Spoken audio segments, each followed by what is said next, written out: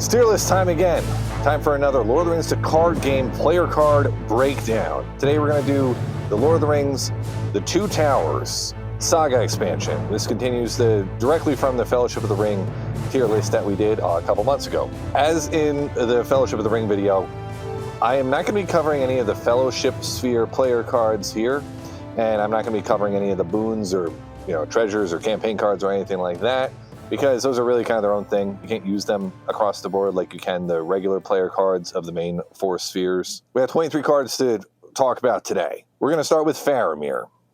This is not the only version of Faramir in the Lord of the Rings card game. Lore Faramir, which you can get in the Defenders of Gondor set, got stronger the more characters were in the staging area. And Leadership Faramir, as far as the heroes, there's also Leadership Faramir, the ally, and Lore Faramir, the ally. With Leadership Faramir, the hero, Faramir encourages you to engage enemies. So when you engage an enemy, you ready an ally that you control once per phase. Now, he also gets the same stats where he's got 2 willpower, 2 attack, 2 defense, 5 hit points, starting threat then of 11. He's got ranged, of course, look at the arrow. Gondor Noble Ranger. So Faramir you're going to be using in Gondorian Ranger type decks, which is going to be related in a lot of cases to trap decks.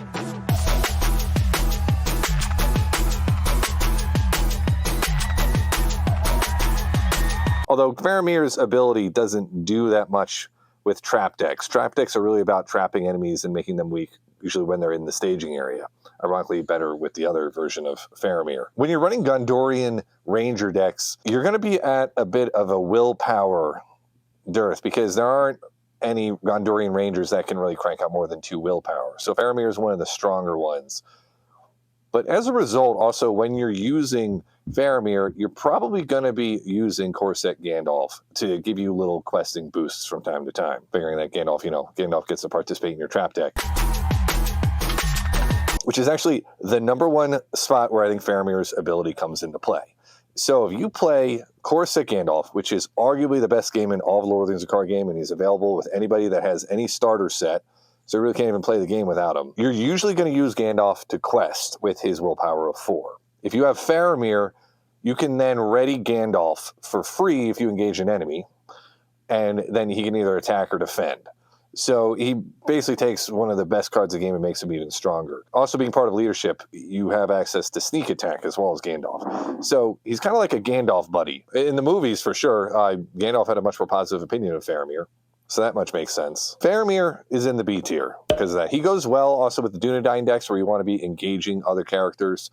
It's just he's a little bit expensive for having that one thing to do. So you can do a lot of things with him, but I've talked about my opinion on flexible heroes before. Because you generally only do one action every round with your characters and then they're exhausted for the rest of the round, that you get more value out of characters that are very good at one thing as opposed to being spread out. So Faramir is in the B tier. Good, but not amazing. Next hero is Damrod. Damrod, where'd you find that? Damrod is also a Gondorian Ranger. He's cheaper. He's got 2 willpower, 2 attack, 1 defense, and 4 hit points. What Damrod does is he reduces the cost of the first trap card that you play each round by 1. So to a minimum of 0, obviously you're not going to be able to get negative. And then after a trap card you control is attached to an enemy, you draw a card. Which the last time I played with Damrod, I completely forgot that he did that. Talking about trap decks, most of the traps are within lore. I don't know if you can hear one of my kids doing playful screaming upstairs. I'm getting distracted by that. It just sounds like a... Damrod at first appears a little bit underwhelming, especially compared to Faramir because he's got weak defense, and if you're playing Faramir and you're engaging other enemies, Damrod isn't going to be able to help with that. However, if you run with a lot of traps, you're going to get a huge cost discount here by running Damrod. I like Damrod a lot for that reason. Now, traps, you can't just spam traps because the way most traps work is you place them either in your play area or in the staging area, and then they will each attach to the next enemy that comes out. So if you got 2 traps laid in the staging area, they'll both attach to the next enemy, which isn't ideal because usually you want to have every enemy have a trap. So you got to kind of meter the traps out a little bit. So you could argue that draw is a bit of a drawback for Damrod, but he's the trap deck hero. If you're doing traps, you got to go with Damrod. So how much you like Damrod is based on how much you like trap decks. We have one of the traps actually is in this set as well. We'll talk about it. Trap decks are one of my favorite decks in theory, but in practice, you know, it's not the most strong, especially if you're playing true solo. Damrod's also in the B tier. Very good effect, especially if you remember to draw a card when you attach traps to enemies. The next hero is Treebeard. There actually is not a tactics hero in the Two Towers set. Treebeard's an Ent with a cost of 13, which is just about as high as it gets. Treebeard is tied with Elrond and Saruman for the second most expensive hero to play with in the game after Gandalf. So Treebeard has 2 willpower, 3 attack, 3 defense, and 5 health. He cannot have restricted attachments. Do not gloss past that one. And then as an action, you can deal 1 damage to Treebeard to give him +1 willpower and +1 attack until the end of the phase. Limit 5 times per phase. So in theory, if you keep healing Treebeard, you can keep using that ability. So if you got self-preservation from the core set on Treebeard, you can exhaust self-preservation once per round, which means that Treebeard is effectively 4 willpower and 5 attack in the round you want him to be, because these boosts are to the end of the phase. So Treebeard isn't the only Treebeard. You also have Ally Treebeard.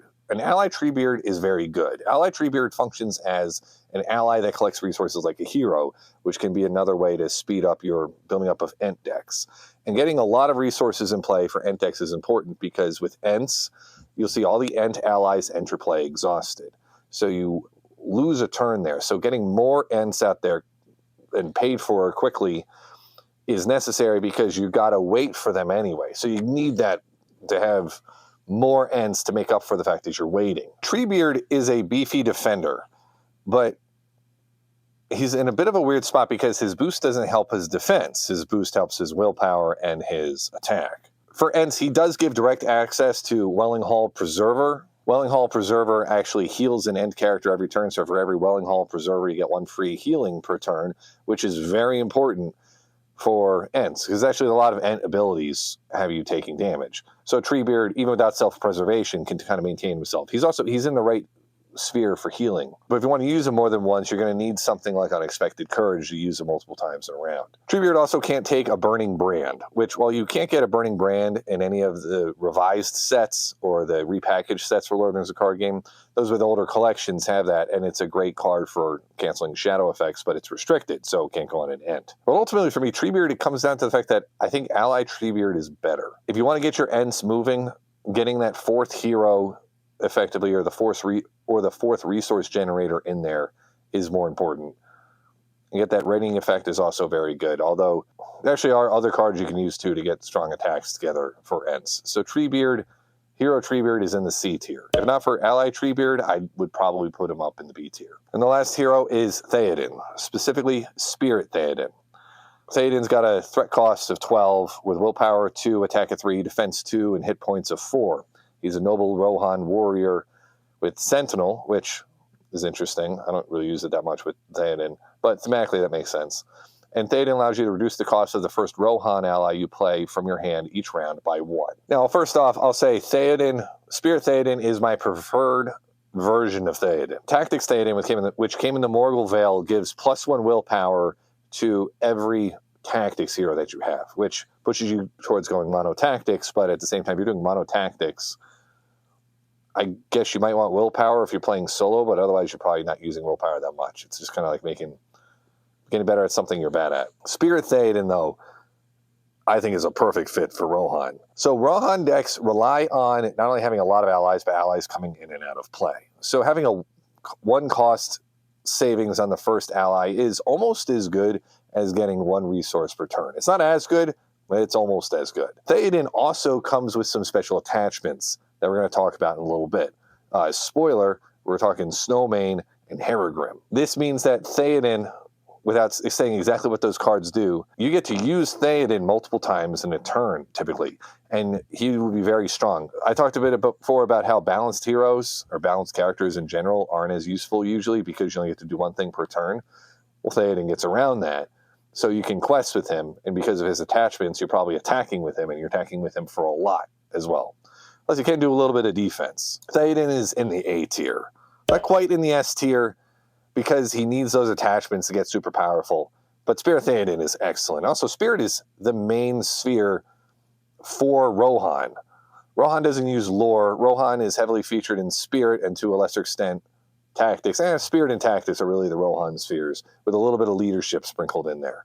Spirit Theoden is excellent. If you're going to build a Rohan deck, Eowyn might be the best Rohan hero, but Eowyn is more like a superstar that you just try to fit everyone in around because Eowyn's so strong by herself. Talking about Spirit Eowyn. Spirit Theoden, he's someone that makes the rest of your team better. Spirit Eowyn is like Kobe Bryant, and Spirit Theoden is more like Steve Nash. Yeah, let's go with that. Now on to the allies. We only have unique allies in the Two Towers. And the first one we're going to talk about is Hama. Hama is one of the Rohan allies for a cost of 3. You get 1 willpower, 2 attack, 2 defense, and 2 health. And as a combat action, you could ready Hama, give him 3 defense, and then discard him at the end of the phase. Which is actually kind of like what happens in the Lord of the Rings movies. What is it? Hama? I'm not sure. You'll notice Hama and Gamling are both in the movies, so they're in there, but they're not named. They're not too prominent, but they are named actually within the movies. There aren't a lot of great defenders in Rohan decks, and most of what Rohan depends on is things like discarding characters from play, which Hama does here.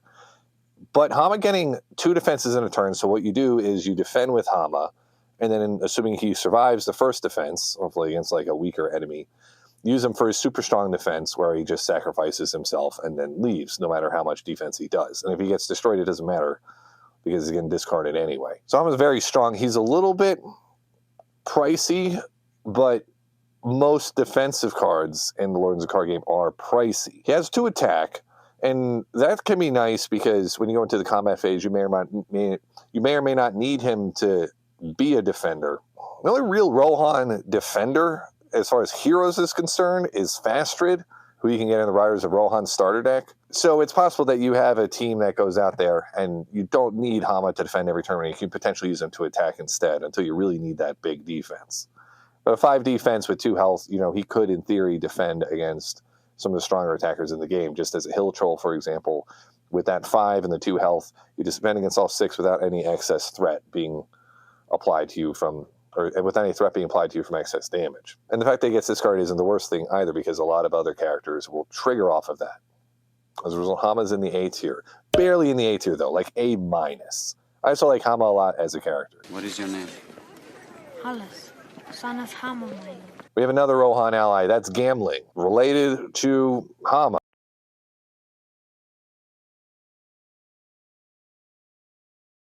$12 midnight. Okay, so I just realized now that for the last 2/3 of recording this, I lost battery on my little microphone here. If you'd like to help support Jackson's Warfield and help me get out of audio purgatory, you can support the channel by becoming a member or buying anything in the description. I'm making a new shirt this time. I'm doing, trap decks, because of course, we're going to make it a thing. So that's how you can support Jackson's Warfield. So as I think I was saying, Gamling is also mentioned, but, not prominently in the Lord of the Rings The Two Towers movie. So Gamling is there. Hama is there too. So Gamling, though, as far as a hero is, or not hero, an ally is concerned. So this is Spirit Gamling. Actually, I think it's the only Gamling. So Gamling is cost 3, 1 willpower, 1 attack, 2 defense, 2 health. And after a Rohan ally you control is discarded from play, exhaust Gamling to return that ally to your hand. So here's what you're paying for with Gamling. You have a just-in-case kind of defender that might be able to handle some attacks coming in, but he's mainly there to catch other allies that are falling out of play, like Hama. And with Rohan, that's going to be a pretty common thing, because a lot of characters have effects when they leave play. For example, Escort from Edoras leaves play after questing for 4, so if you can go grab that, Gamling runs over and gets that Escort from Edoras to come back. So it's a good effect. Not a terrible defender either. It's in Spirit, which is nice to get a bunch of Spirit Rohan characters here. Spirit is, after the Two Towers expansion, which was originally the Treason of Sauron. After the Treason of Sauron, Spirit became the strongest sphere for Rohan decks. But it just feels expensive for just being able to bring allies back into your hand. He doesn't do anything to keep them in play. It doesn't like reduce the cost of bringing allies into play. It just gets them back into your hand, which might not be something you need because even for an ally like Hama, you might have more than one copy of him. So Gambling's in the B tier. I don't quite like him as much as Hama. Hama, son of Hama mine. Mablung is the next one. Back to the Gondorian Rangers. So Mablung is a lore ally. Like all the other allies in the 2 towers here, he's unique. For 2 costs, you get 2 willpower, 1 attack, 0 defense, and 2 health. After he enters play, you choose an enemy to get +5 engagement costs until the end of the round.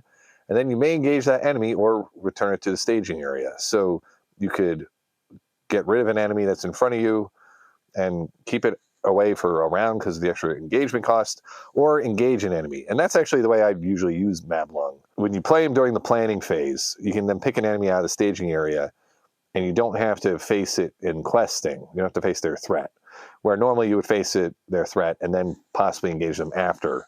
So on the round where they engage you, they're kind of engaged with you twice in a way. They fight you in 2 phases of the game. This avoids one of those phases. Of note, there is a hero Mablung that you can't use this Mablung with. So that's the Tactics Mablung, where you get a resource after you engage an enemy. So different sphere, but he's out there, so keep that in mind. Getting 2 willpower for 2 costs is already very good. That's something you get more so with spirit cards, because that's the more powerful questing sphere. So that's already pretty good. Because of that, Mablung is in the A tier.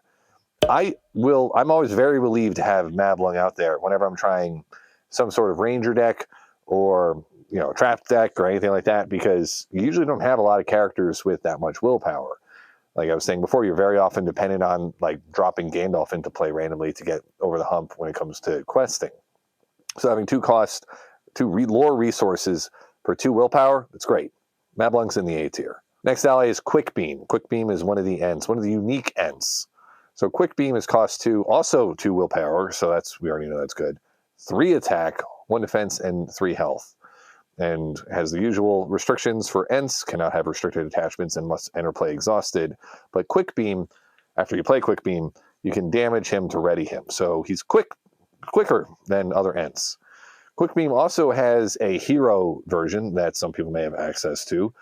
So Quick Beam was a tactics hero in the Crossings of Poros, which was not part of the reprints. So if you're trying to do as many Ent heroes as you can, which is only 2, he's one of them. So you're not going to use this card quite as much as you might have otherwise, but you still probably use him a lot if you just have the revised content or the reprinted content, the repackaged content, then you're going to be using him. So he's good for Ents. Pretty good. Like I said before, 2 costs for 2 willpower is very good. And if you have Welling Hall Preservers, which are in the same sphere as Quick Beam, should be able to heal that 1 damage sooner or later. It's actually a pretty small Ent, all things considered. Quick Beam's in the A tier. It's a really important Ent to have, because everyone's so slow. Having at least 1 that you can get going on like round 1 if you actually play him, that's a big advantage, and he's a very strong ally at that. Doesn't have a way to use the willpower and attack in the same turn, because it's only on the round when you enter play where he can deal damage to himself to ready himself, which is actually what Hero Quick Beam does. He does 2 damage to himself to ready himself, and he's stronger. But that's Quick Beam for you, A tier. A lot of good cards in the 2 towers. We have another Ent, and that's Skinbark. Skinbark is a cost 3 Ent in Tactics. 0 willpower, 4 attack, 2 defense, 3 health. The usual restrictions for Ents, and then while Skinbark is attacking alone against an orc enemy, he stomps them, which means so you don't count the enemy's defense. So a 4 attack, that's actually a good thing. That's better than the Mirkwood Runner, which is the Lore Sylvan ally that has a similar ability. The Mirkwood Runner gets to discount the opponent's defense when you attack with only 2 attack. Skinbark is 4. So that's a lot of orcs you can take out in 1 swing, which is important. Usually in Lord of the Card game, you're trying to do things like combine attacks, because it's a lot more efficient to take out in 1 swing as opposed to multiple swings, because with each swing you go up against the enemy's defense. So just one example, let's say you had an enemy with 2 defense and 4 health.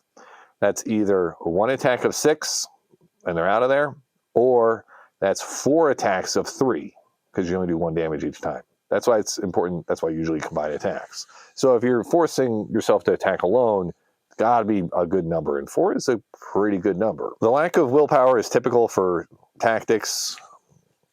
Ents are pretty strong in general for willpower, so you're not going to be feeling the effects of that too much. With the 3 health, you can absorb, some damage.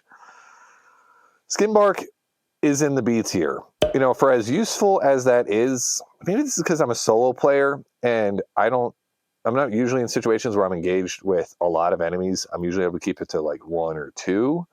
But he is pricey for being just an attacker. So that's, I think, what it comes down to. It's B tier for Skinbark. Still good ally, but not amazing.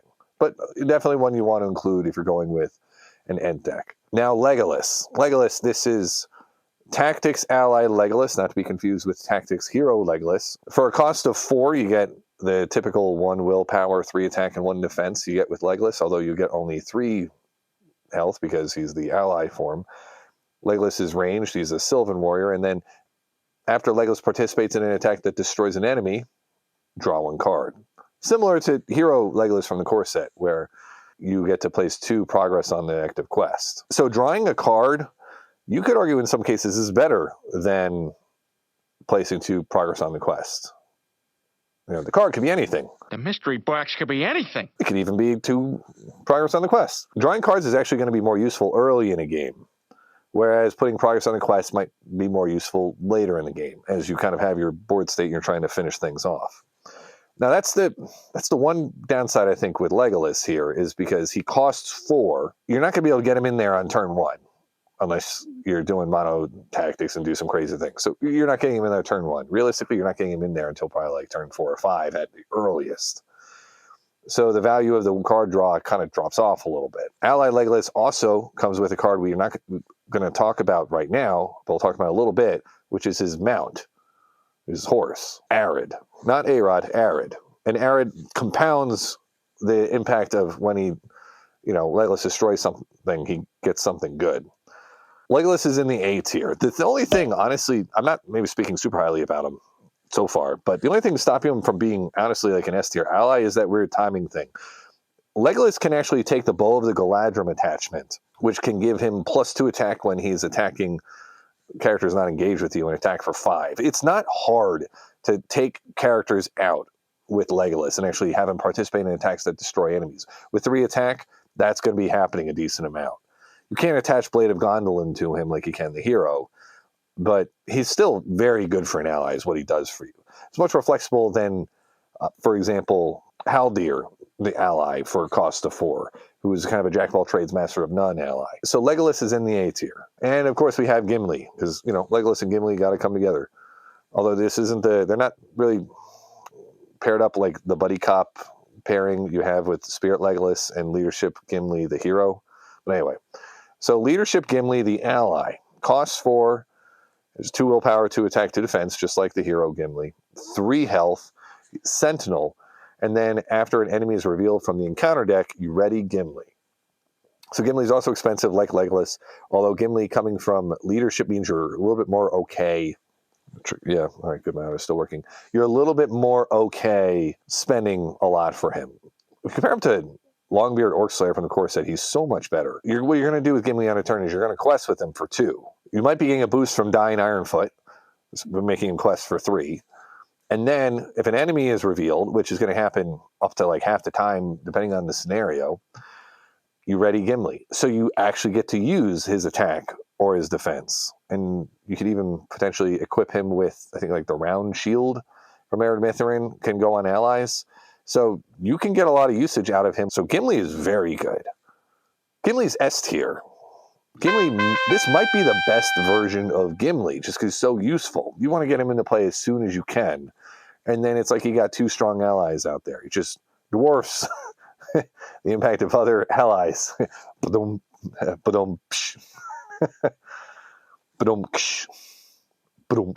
other leadership ally is Anborn. Anborn is cost 4, like lore Anborn. Lore Anborn, though, is... I always thought lore Anborn was kind of disappointing. So leadership Anborn, 1 willpower, 3 attack, 1 defense, 3 health. And his response is after an enemy is added to the staging area, you exhaust Anborn to give that enemy plus 5 engagement cost until the end of the round, and you deal 1 damage directly to him. So a direct damage ally. For comparison, the original Anborn was an ally for the Blood of Gondor, not part of any of the repackaged content, and you would exhaust Anborn to return a trap card from your discard pile to your hand, which helps you probably more with traps. So this Anborn, despite coming in the same set with Damrod here, isn't really a trap Gondorian Ranger, but he's good for just doing damage. And check out this combo. So if you have the Lords of the Card Game, you have the core set, which means you have Hero Thalin and you have the Gondorian Spearman. So in a given turn, what you could do, you quest with Thalin. Thalin will do 1 damage to each enemy as it comes out of the encounter deck, as it's revealed. Then Anborn can use his ability to then do 1 damage to that enemy. So that's 2 damage before you've even, resolved questing. And then, if you still got 1 health left, engages you, you defend with a Gondorian Spearman, and he loses, and you kill the enemy before they even attack you. So you can get enemies with 3 health and just systematically get rid of almost 1 per turn as they're getting dealt out. So great in that combo. But that's kind of it. Also, Anborn, the fact that he's not ranged is weird. I guess he just has really bad aim. The other Anborn ally wasn't ranged either. As good as that combo is, he's expensive. Like the Gondorian Spearman is only a 2 cost. He's 4. He's got the 3 attack, but you have to exhaust him if you want to do his direct damage effect. Anborn's in the C tier. Never quite got an official Anborn card that was very good, unfortunately. Here he is. The first attachment. We're into attachments now. This is Arid, not to be confused with Arod. Arid is a horse or a mount, and you attach to a hero or Legolas. And what Arid does is after the attached character destroys an enemy, you exhaust Arid to place 1 progress token on any location. To recap, if you have Arid on ally Legolas, you will get both a card and 1 progress when you destroy an enemy with that Legolas.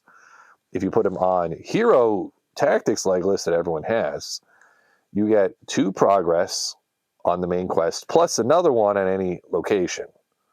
And if you have the Blade of Gondolin, you have another 1. That's a lot. That's effectively, with 4 progress without even needing to quest. It's really good. By attaching Arid to Legolas, you also now are keeping open the possibility of having 4 different characters with mounts, as in all of your heroes, because usually mounts have to attach to heroes. But you can attach your mount now to Legolas, so you have 4 mounted heroes, so any of the Rohan effects with mounted characters can apply to Legolas, especially if you do, use Nor Am I a Stranger to turn Legolas into an honorary Rohan citizen. Rohanian? Rohirrim citizen. Is that how you'd use it? Arid is in the A tier. The only reason why Arid's not in the S tier is I think because Arid is so outclassed by Asphaleth, who's Glorfindel's mount. Because Asphaleth is basically 2 progress wherever you want every turn. Arid needs to be... Arid, you have to destroy someone to get that effect. So Arid isn't quite as epic as Asphaleth. So A tier for Arid. Peregrim. This is a sword. It's not the dude. So this is an attachment, actually. So I mentioned before, Theoden has his cards that go with him. Well, here's one of them. Peregrim is a weapon, and you attach to a Rohan hero.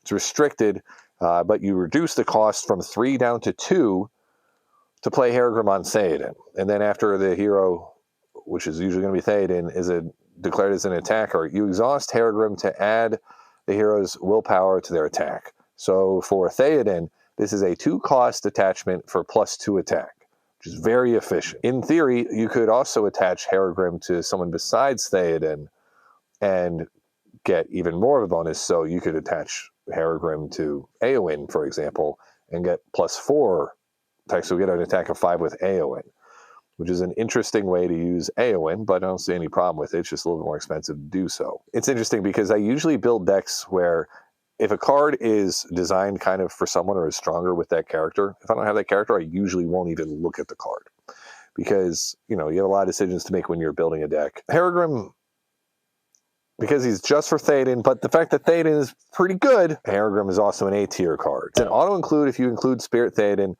arguably an auto-include if you have Spirit Rohan characters. Maybe not necessarily like Vastrid or Daenerys. Still, that +2 could be even more too, because it didn't say printed willpower, it just says willpower. So yeah, if you put Favor of the Lady then on Spirit Theoden, it's even stronger. Snowmane, the other Theoden attachment. So Snowmane is Theoden's mount. You attach to any Rohan hero, though, so it doesn't have to be on Theoden. But if the attached hero is Theoden, Snowmane is not restricted. So you could do Harrogrim and Snowmane and another restricted attachment. And so Snowmane allows you to ready the attached hero after questing successfully. If you're playing Rohan, you better be questing successfully quite a bit, because that's what Rohan does. Rohan attacks, cycles in and out of play, and quests. That's what Rohan doesn't really defend for sure. So Snowmane is like a cheaper version of Unexpected Courage that just is a little bit, maybe doesn't always work, and is really meant for Theoden. I feel like I'm giving too many A grades, but Snowmane is in the A tier as well. I gotta recalibrate my scale here. It's just another good card. By this point in the game's life, we're talking Treason of Saruman time frame. The designers knew how to make cards that weren't just like super powerful or super terrible. So I gotta be a little bit more discerning here when I grade these cards. But I think Snowmane is just an A tier. It's a great mount. Back now to the Gondorian Ranger cards. So we have Ambush, which is a trap card. Ambush is a condition trap, and you play Ambush into the staging area. And then as a combat action, when you're engaged with the enemy that got the ambush attached to it, you can discard Ambush to declare an attack against the attached enemy. The comparison for Ambush here is Quick Strike from the core set. Quick Strike is one of those cards from the core set that you probably used when you had like only a core set, but quickly moved away from when you got better cards and more thematic cards. But the way Quick Strike works is for one tactics resource, you declare one of your characters to be an attacker, and you can take someone out before they attack you. With Ambush, it costs two lore resources, but you can just now declare an attack with multiple characters. I mean, as far as traps are concerned, it's not my favorite. Not all the traps made it to the reprint scenarios. I really liked Poison Spikes. I don't think Poison Spikes made it. It's fine. There's a problem though, with trap cards though, where you can only kind of play one at a time. Otherwise, you just put multiple traps on one enemy that you don't necessarily need. That's not the worst thing to have multiple traps on an enemy, but it's often inefficient because you'll very often have a second or third enemy pop up that you just couldn't get a trap on, which kind of undermines the whole idea of the trap deck. So trap cards from the starting point I don't have them as like amazing. Ambush is in the C tier. It's just a little bit underwhelming. I prefer the trap cards that do something to the enemy without you needing to intervene. If I have access to tactics, I think I prefer Quick Strike to Ambush. Partially getting C tier though because I'm being a little bit more discerning. Might be like B minus, but C plus for Ambush. Ent Draft. So this is an Ent item, and you can only play Ent Draft for a cost of 1 if you have an Ent character. And you attach it to a character, you get max 1 per character and gives you plus 2 hit points. So Ent Draft is just cost 1 for 2 hit points. Compare this to, for example, Citadel Plate, which is 4 tactics resources for 4 hit points as a restricted attachment. This isn't restricted, but it's limit 1 Ent Draft per character. You need to have an Ent, and compare it to Boots from Erebor, for example, which I know is not in the repackaged content, but for cost of 0, it's not in repackaged, right? For cost of 0, and you can only attach it to a dwarf or a hobbit, you get 1 hit point. Boots from Erebor is arguably too small of an effect to deserve a spot in your deck. Ent Draft is more impactful, and you definitely need the health when you're running Ents because they keep damaging themselves. It's fine. I like it thematically. I like the fact that it can go on non-Ents. You just need to have an Ent to have access to it, because that's what Merry and Pippin were fooling around with, was Ent Draft in the extended editions. Ent Draft is in the B tier. It's fine. It's pretty good. It's an auto-include if you have Ents, that's for sure. Next, we have the Staff of Lebethron. This is a leadership attachment. The Staff of Lebethron has to attach to either a Gondor or Hobbit hero. So that goes towards the synergies between the Gondorian Rangers and the Hobbits, with the increasing of engagement costs.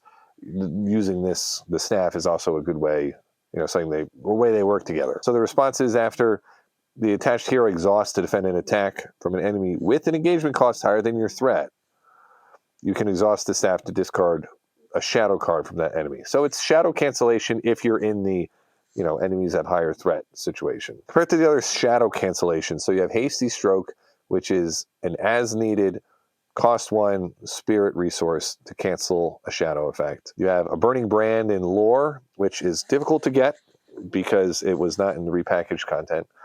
Has to go on a lore character, and it's cost 2 for permanent cancellation.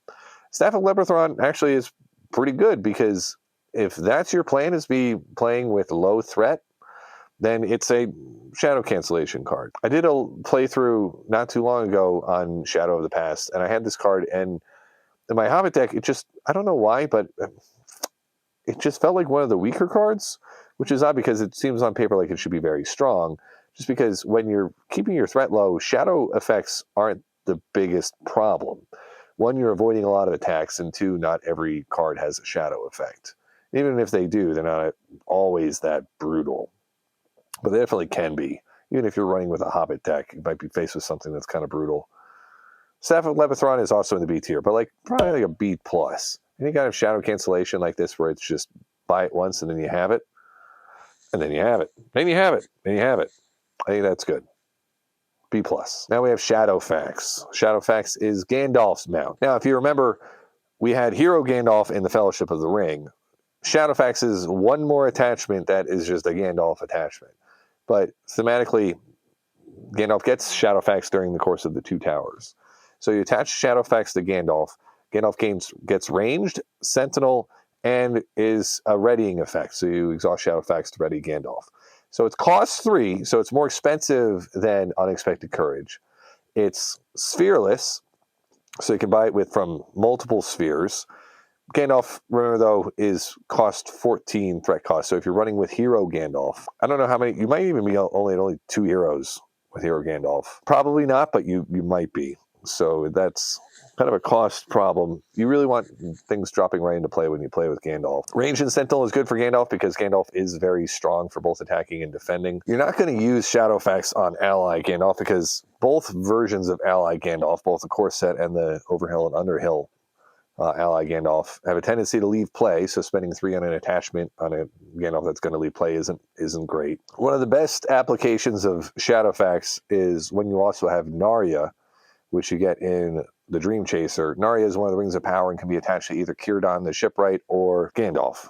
So if Gandalf has Narya the ring, you're going to be exhausting Gandalf to use Narya. Narya then allows you to ready other allies. If you have Shadowfax, you can just do regular Gandalf things when you do that. In theory, you could ready 2 more allies, which actually would be a very Gandalf thing to do. Shadowfax is in the B tier.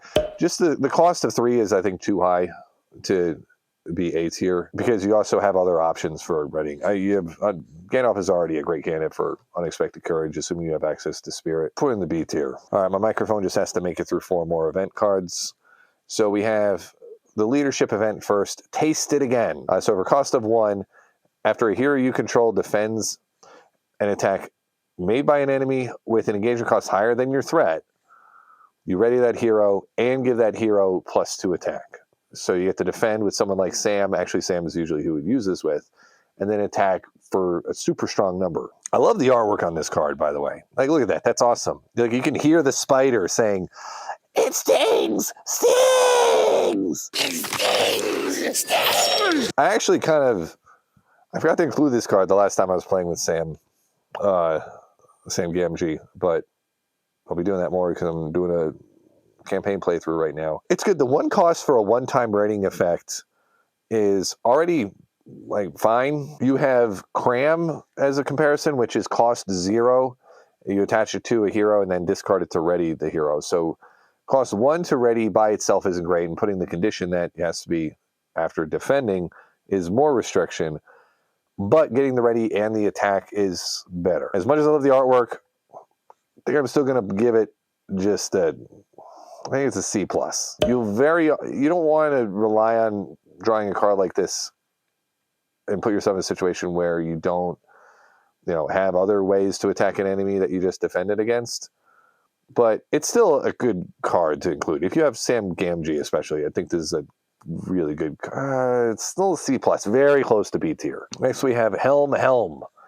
So this is a 2-cost spirit event. Play only after resolving the enemy attacks. So you get all your attacks and then you play Helm. As a combat action, you exhaust and discard a Rohan ally.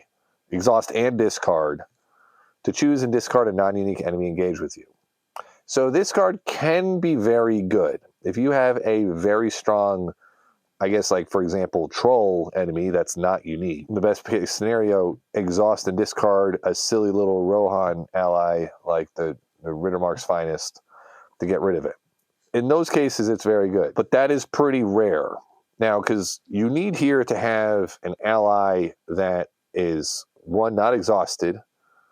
So after you're done defending, he's ready to attack, but instead of attacking, you're just going to wipe him out.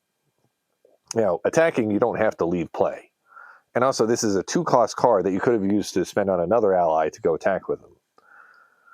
I think Helm is in the D tier. I don't think I've included Helm in decks before. I don't think I've ever actually used this card, because I'm also using, if I have resources available to get like allies into play, especially because that's how Rohan functions, you get a lot of allies into play.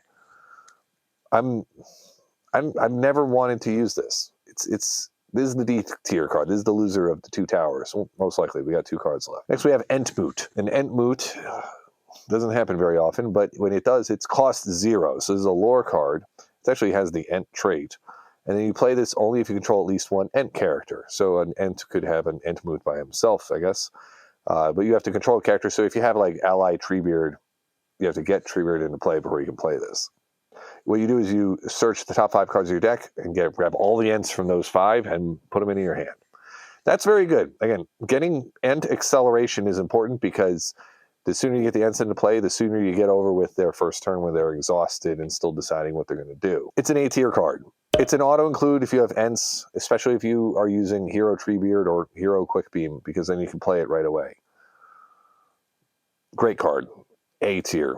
Necessary. Again, auto-include for Ents. And the last card here, In the Shadows. For cost 3, but not always cost 3. If you have you lower the cost for every Hobbit or Ranger hero you control, so it can be free. As a combat action, each enemy engaged with you with an engagement cost higher than your threat gets -1 attack and -1 defense. So, honestly, you're probably not including this card unless you have like 3 heroes, unless you're going Hobbits or Gondorian Rangers or a mix of both. So it effectively is a cost of 0. All this really does with the cost of 3 is it screws up your math if you're trying to look at cost of cards on Rings to Be or something like that. Now, if you are trying to use cards like this, you probably don't want to have that many enemies engaged with you. So the effect is kind of like a 2-unit effect, as in it helps weaken one enemy. And maybe that enemy is already attached to a trap or something, but it could be used against multiple if you're in a bad situation like that. But because its best application is a situation you're already trying to avoid, I'm only putting it in the C tier. It's fine. This is very often a card that I'll end up discarding if I need to pick a card to discard. If I'm using Daeron's Runes, which I like to include Daeron's Runes in my decks because it basically turns a 50-card deck into a 49-card deck when you have a copy of Daeron's Runes. You draw 2 and then discard 1s. In the Shadows is also in the C tier. So we're going to end the list on a bit of a melancholy note here. But that's our tier list for the 2 towers. We will be doing another tier list on the Return of the King expansions, and that's coming relatively soon, doing a lot of Lord of the Card Game videos. So if you want to see those videos, remember to subscribe to Jackson's Warfield. All the other various ways to support the channel are up on screen right now. Remember to get your trap deck, hoodies, because obviously you wear a hoodie when you're at a trap concert, I guess. Thanks for watching, and keep playing.